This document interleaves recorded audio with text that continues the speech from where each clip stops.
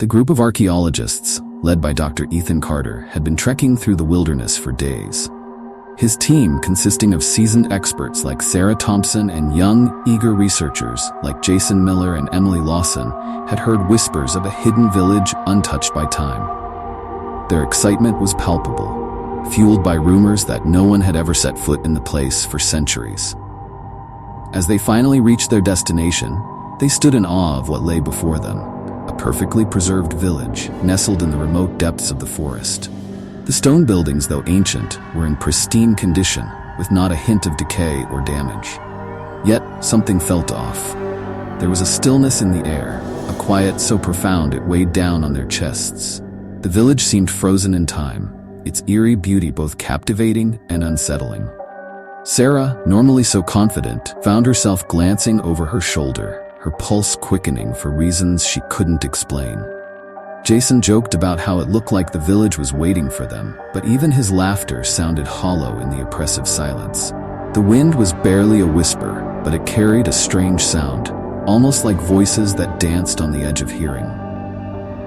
As they began to explore, Emily pointed out strange symbols carved into the stones of the buildings. "What do you think these mean?" she asked, tracing her fingers along the grooves. No one had an answer. The symbols were unfamiliar, intricate yet alien. Dr. Carter made notes, but he too felt uneasy. There was something about those markings that unsettled him deeply, as though they weren't meant to be understood by human minds. The sun was starting to set, casting long shadows across the village, and those shadows seemed to shift unnaturally, moving in ways that defied explanation. As night fell, the oppressive feeling grew stronger.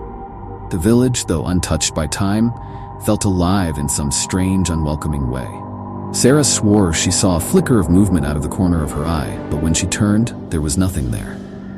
Jason tried to brush it off, but even he felt it now, the sense of being watched. There were no animals, no insects, nothing alive around them, just the village and the dark woods beyond. A creeping dread began to settle over the group, as if the village itself was slowly closing in on them, waiting for the right moment to reveal its secrets. It was the third night in the village when the first disappearance happened. Jason had been standing near the edge of the village, staring out into the dark woods as the group prepared for bed. When Emily called out to him, he didn't respond. At first, she thought he was just lost in thought, but when she approached, all that remained was a faint impression in the sand where he had stood moments before. Her voice caught in her throat as she called out his name again, louder this time. But he was gone. Panic surged through her, and soon the rest of the team gathered, eyes wide, trying to make sense of what had just happened. Dr. Carter tried to remain calm, but the growing fear in his voice was undeniable. He couldn't have just disappeared.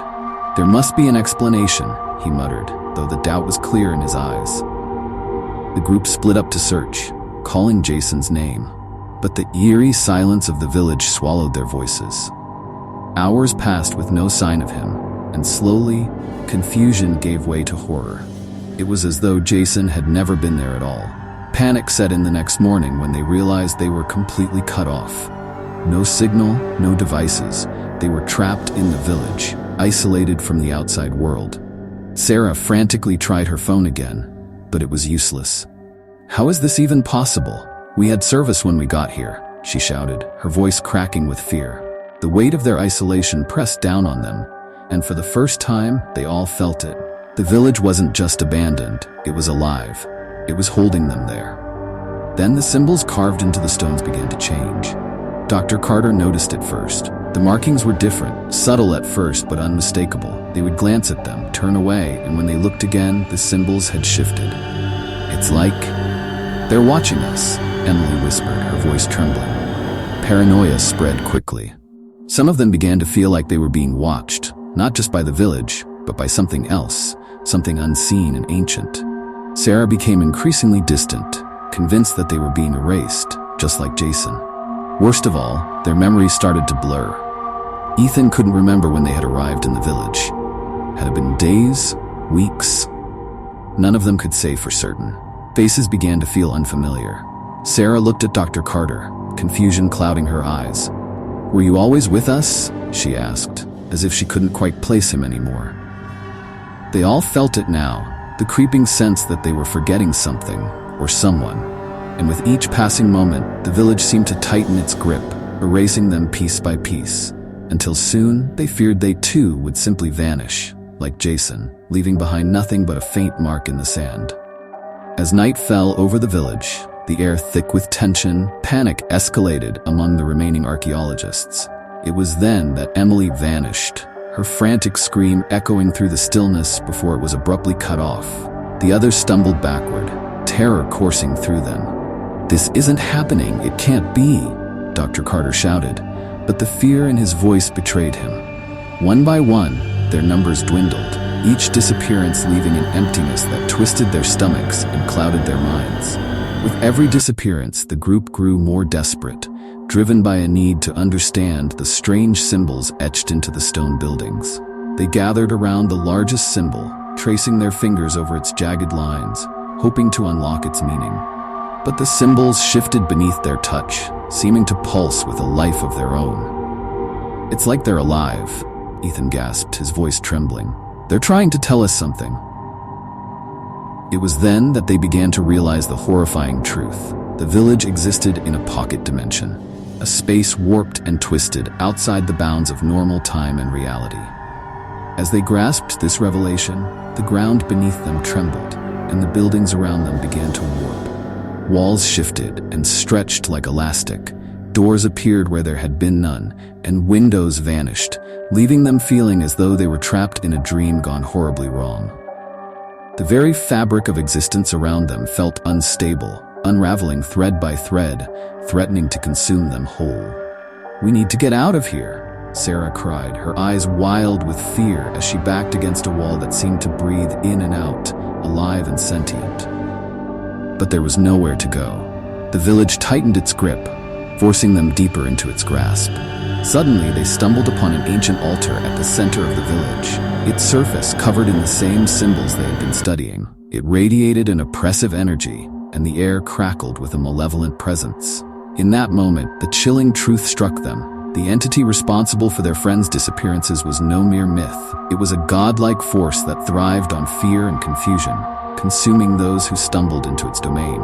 "It's erasing us, erasing everything," Dr. Carter shouted, his voice rising above the chaos. They were not just lost in the village. They were being unmade, wiped from existence. Memories, records, even the stories they had shared would vanish as if they had never lived at all. As they struggled to comprehend the enormity of the entity's power, the reality around them twisted even further, dragging them deeper into the abyss. Shadows danced at the corners of their vision, laughter echoing through the empty streets. They realized with a sinking dread that they were not just fighting for their lives, but for their very existence, against an ancient force that thrived on their despair. They had to uncover the village's secrets before they became just another whisper in its forgotten history.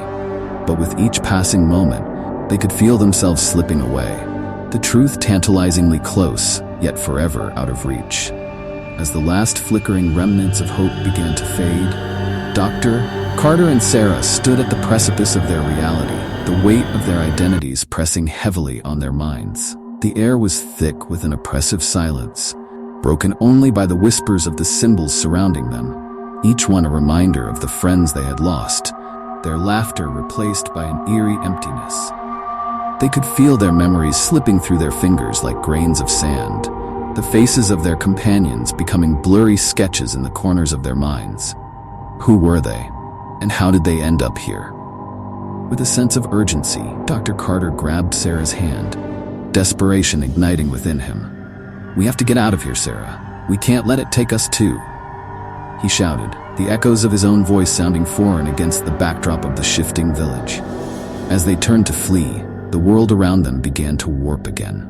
Walls pulsing, shadows twisting and morphing into grotesque shapes. Each step they took felt heavier, as if the very ground was conspiring to pull them back into its depths. Suddenly, Sarah spotted a narrow path that wound through the village, leading toward a glimmering light that promised freedom. But doubt gnawed at her heart. "What if it's a trap?" she whispered, fear etching deep lines across her face. "What if we're just running deeper into its grasp?" Dr. Carter hesitated, the thought of taking that path sending shivers down his spine. But the gnawing sense of erasure pushed them onward. They raced down the path, the light ahead flickering like a distant star. With each step, they could feel their memories unraveling further. Fragments of laughter, conversations, even their names drifting away like mist in the wind. Dr. Carter fought to hold on to the image of his mother's smile. Sarah clung to memories of her childhood home, but the village seemed to delight in their anguish, consuming their essence piece by piece. Just as they reached the threshold of the light, a deafening roar echoed from the depths of the village, and the ground quaked violently beneath them. The world spun, distorting into a kaleidoscope of fear and confusion. Were they truly escaping, or was this merely an illusion crafted by the ancient force, a final ruse to draw them deeper into its cosmic trap? In that moment, the light enveloped them, blinding and all-consuming, as the echoes of their existence faded into silence. The last remnants of their identities slipped away, leaving behind a chilling void. Were they ever real? Or were they just figments of the village's unfathomable will, lost forever in the endless cycle of erasure? The audience is left with this haunting question, a lingering sense of dread permeating the air as the screen fades to black.